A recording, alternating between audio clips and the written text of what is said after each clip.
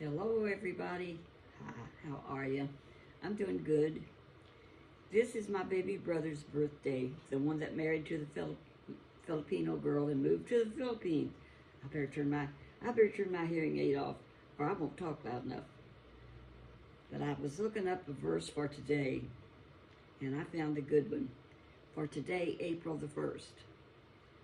A verse that resonates with hope and encouragement is Lamentations 3:22 and 23.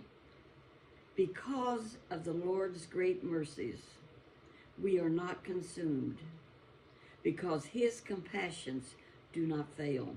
They are new every morning. Great is your faithfulness. Thank you, Lord. My baby brother was born April the 1st, 19 and I think 51 or 52. I was 15 years old, and Mom was giving birth again. She loved babies, and Daddy did too, and they just kept having them. I tried to discourage her from that, but it did not work. When I was 12 years old, I said to her, "Isn't there something that can stop that?" She said, "Well, yes." And I said, "Well, why don't y'all do it?" She said, "But Tom likes babies." And that was my daddy's name. Tom likes babies. So they had Michael, and then they had Wayne, and Michael was the last one. So anyway, she said, I was so aggravated because it was another boy. Mom said, "You can name this one." So I said, okay. And he's been my favorite brother, guys, for a long time. And I've got other brothers that are there, and I love them too. But Mike is my baby brother.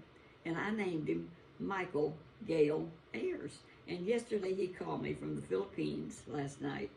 And it was so good to hear from him. He's had some health issues, but he's doing good. And he says, with the help of the Lord, I am doing great, because he's a strong Christian. He's the one, all my brothers served in the services. And Michael served, and he used dope and stuff while he was overseas. And when he came home, he bought him a really nice super sport car. And I've told this before, but maybe a lot of you have not heard it, so I'll just tell it again. He bought this beautiful car, and he was out driving it, and he had a wreck, and it totaled the car, and he was as drunk as a monkey. How drunk is a monkey? I don't know. But he was drunk, and he wrecked that car, and it was his pride and joy, But he never got a scratch. But when he got out of there, he immediately gave his heart to the Lord, and he decided he was going to live for God. He was raised right, knowing the Lord, and he gave his heart to God, and he never drank another drop. He has been a Christian ever since, and that was when he was just young. I don't know how old he was. He was married and the father of 2 little boys at the time, I believe, which are now, they're grown, of course, and on their own. And Mike's been on his own a long time. His kids went their way. Your kids go their way. That's just the way with life. I've always said I made a mistake when I sent my 2 girls to college, because they married boys. One of them married a young man from down in Kentucky. He's an old man now, and he's a grandpa, Mike Brown. And the other one met a Jewish boy from New Jersey, and she's in New Jersey. And they're still married. And I couldn't hardly believe it the other day, not too long ago. Karen says, "Mom, we're having our 50th wedding anniversary." I thought, oh my goodness, one of my twins has been married 50 years. Yes, they celebrated it. Now, Kathy got married later. She kept having broken engagements. But once she met Richard, that was it. And they got married, and he's 4 or 5 years older than her. I don't remember. And so she's 70, going to be 71, and I think Richard's about 75. They're catching up with me, seems like. Well, we just go on, do the best we can with what we got. But Mike is over there in the Philippines, and he had unhappy marriage 2 times. And I finally told him, I said, "Michael, we had an uncle named Uncle Albert, which was Daddy's younger brother. And me and Albert, we courted together. Now, Albert passed away at 92 a year or so ago, and we double dated, and he had a B model Ford. Now, that's a square car. You can look it up on, it was old, but it was a B model, and it had a back seat, and it leaked. But me and Buddy, we were courting at the time, and we'd ride in the back, and we just had to set to one side to where the leak wouldn't hit us, because he didn't have the leak fixed. But anyhow, Albert had unhappy marriages, and he got him a girlfriend from Mexico. And, you know, he married Victoria, and she was a beautician, and they had many happy years of marriage. She's a wonderful woman. She's still alive. She's a widow lady. They had 2 boys who are wonderful children. It's amazing how God restored happiness to Uncle Albert when he married Vicky. We call her Vicky. And she's just a wonderful person and such a help. And she took care of him like he was a king, and he took care of her like she was a princess. And that's true. And Vicky knows it. I don't think they watch my videos, but I think Albert II does. He has a son they named Albert. So anyhow, he's got a bunch of kids, and he lives out Sellersburg, and he's got a wife and family, and he's very happy. He's on TikTok, and I don't know what all Albert is, and I see his things sometimes. Anyway, so I made a mistake, and my kids moved away, but Kimberly didn't, and she had a bad marriage. That's sad, it really is. But anyway, when she married for the second time, she got a wonderful husband. And he helped her raise the 2 little girls that she had when her first husband went by the wayside, which was a good place for him to go by the wayside because he was not nice. I'm not going to badmouth. He just wasn't nice. Shame on him. He's dead now, too. There are so many people I know that are elsewhere. So I hope he went to heaven. I don't know. He was a rough, tough boy. Man. He ended up in prison, and he got out of prison, and when he was in prison, we went to see him. Buddy and I did, because he was up in northern Indiana, and we went up and visited him. And I will say, we prayed the sinner's prayer with him, and he really prayed along with us. So it's up to God where he's at, not up to us. You know what we do? We do our part, what we can do, and God has to do the rest.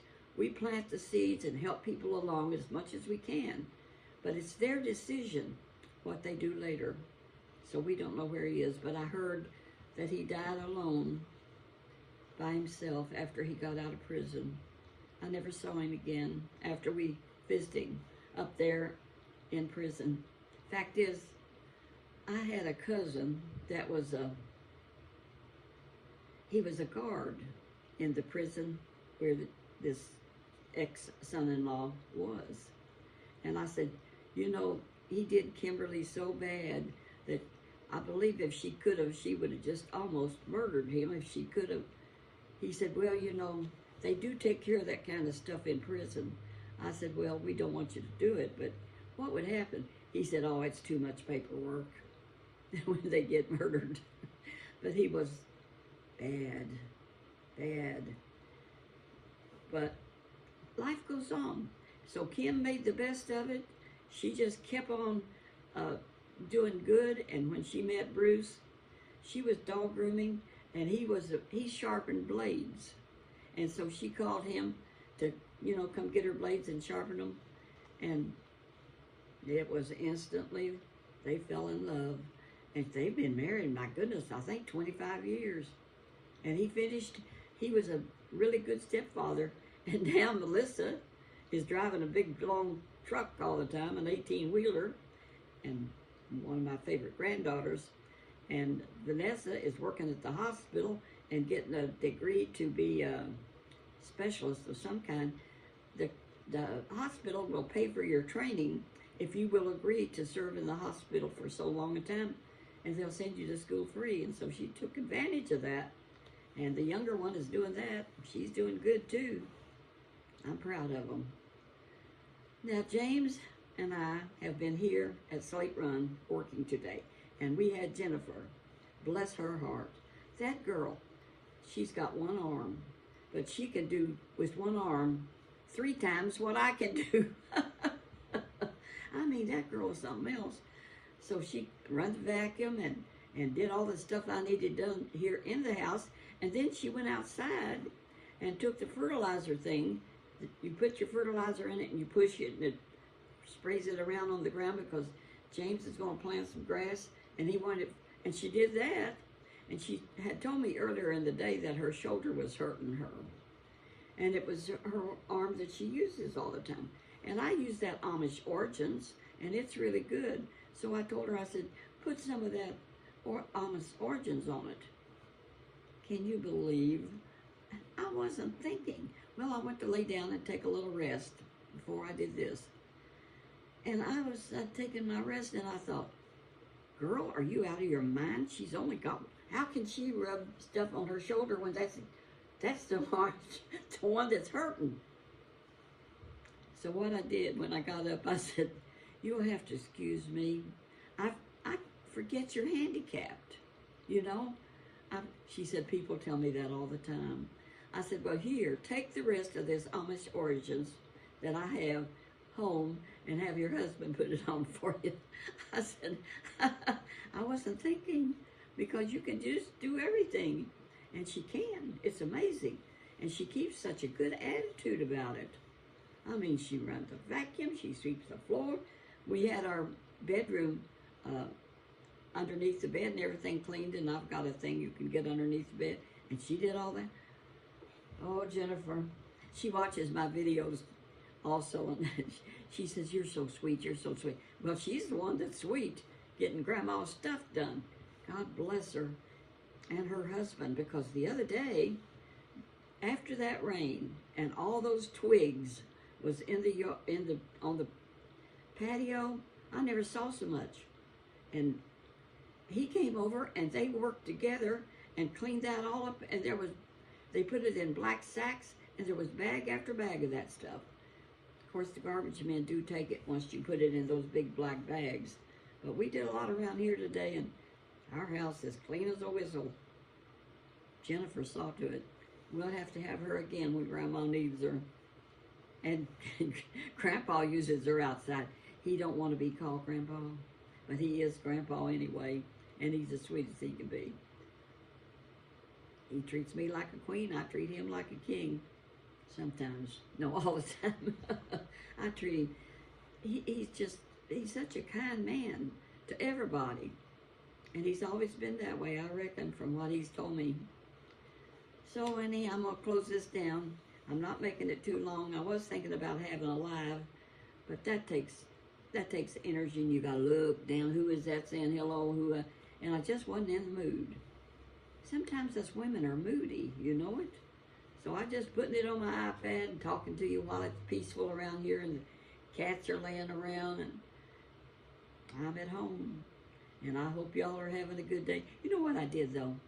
I decided to put a little dance on TikTok this morning to a song about being happy.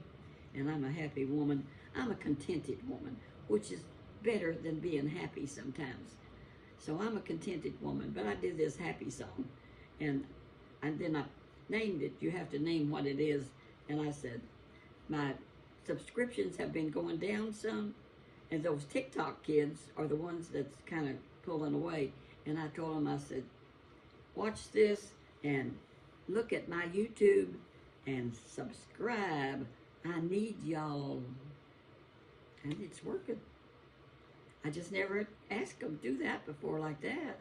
I have told them about I'm on YouTube, you know, but that's my main thing is YouTube, not TikTok. You can do things on TikTok, but I usually just do shorts. And little shorts for when we get done exercising, and that's been getting a lot of action. Thank you, Jesus.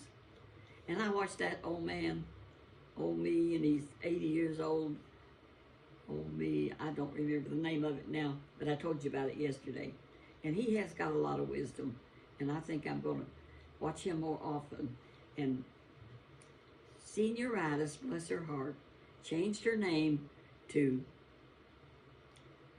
let's see, Kentucky Life with Debbie. And that's working for her. She's getting more subscribers. So y'all check her out too. So I'll talk to you later. God bless you. Walk that walk where Jesus would be pleased with you. I love you. Bye-bye.